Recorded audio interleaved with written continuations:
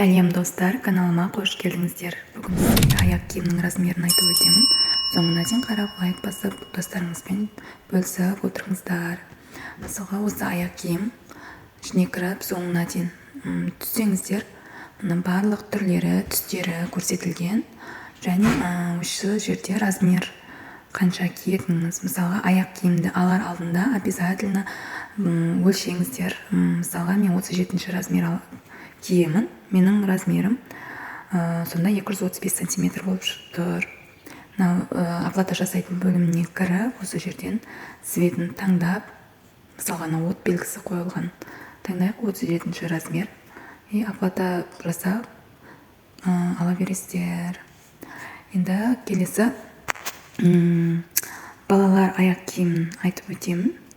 Балаларға аяқ киім таңдар алдында тоже балаларға да аяғын сантиметрмен өлшейсіздер.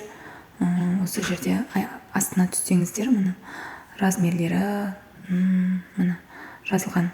Аяқ киім қалай баланың аяғын өлшеу керек, қалай таңдау керек, осы жерде көрсетілген.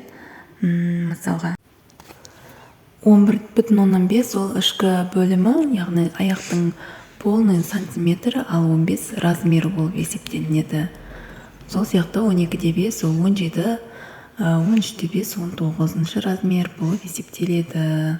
Мысалға аяқ киім таңдарда осылай полный барлық несін көріп шығыңыздар. Аяғына қалай таңдау керек, қалай мұны өлшеп сызып, қалай көрсеткен барлығын, осының барлығын көріп заказ беріңіздер. Сонда тура шығады заказдарыңыз, размерлері. Осы жерде мұны анық көрсетіп қойған, мұны 136, сыртқы бөлімі 146 деп.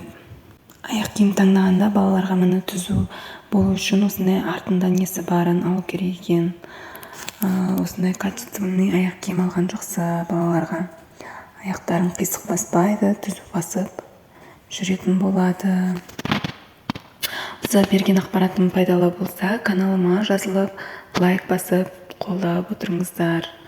Осы жерде оплата бөліміне кіріп, мұны от белгісін мысалға таңдасақ, 14,5 мысалға ішкі бөлімі, размері 22 болып тұр. Обязательно переводқа салып, заказ беріңіздер, түсінікті болады, сонда сіздерге де шатаспайсыздар. Міне 16,5 ол ішкі бөлімі 26 размер болып есептелінеді. Келесі сабақта сіздерге киімнің размерін айтып өтемін. Каналыма тіркеліп, лайк басып, қолдап кетіңіздер. Назарларыңызға рахмет.